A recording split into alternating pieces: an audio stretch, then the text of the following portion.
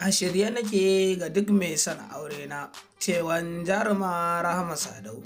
Ku biyo mu sannu a hankali zuwa cikin shirin domin jin cikakken labarin.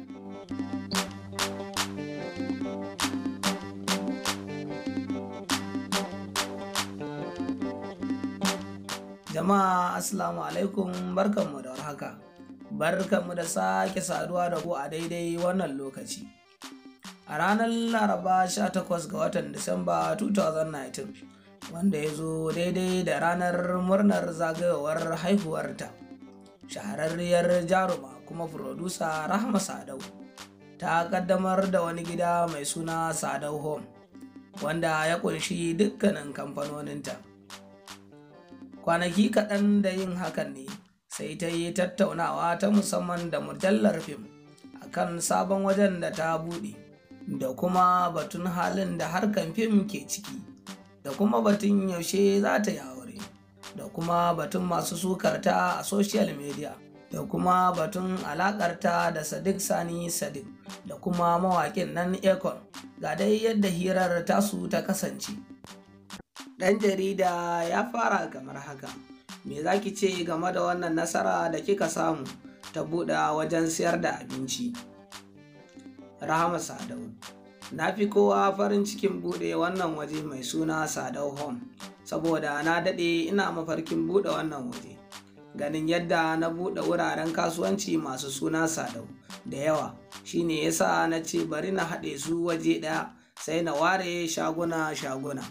Ɗan jarida ya ƙara da tambaya kamar haka: menene gaskiyar maganar da ake cewa kina soyayya da Sadiq Sani Sadiq?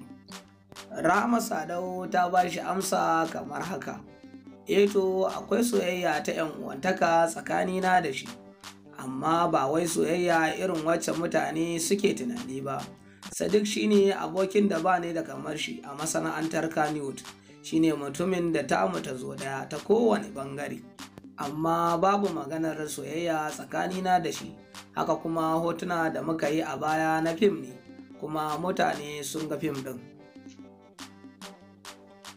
Ɗan jarida ya ƙara da tambaya kamar haka: shin kin yanke wa kanki ranar da za ki bar harkar fim? Rahama Sadau ta amsa masa kamar haka: gaskiya ban yanke wani lokaci ba, ban ma tunanin barin harkar gaba ɗaya.